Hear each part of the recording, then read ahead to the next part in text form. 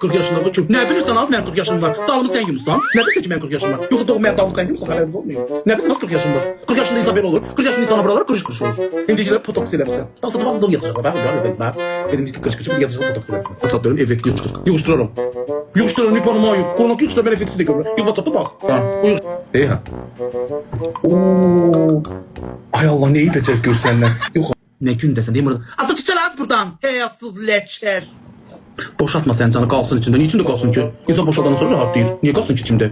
Sözüm. Evlenirken karnını nasıl öpeceksin belki? Bundan kim yazır? Karımı nasıl öpeceğim? Diyor onu alma.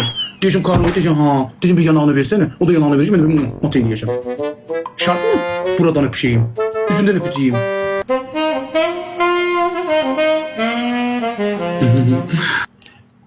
Gör seni necə unutacağam. Təzə eşqlərə qovuşacağam. Heç vaxt sana könlümü vermərəm. Seni ovucuğumda oynatacağam.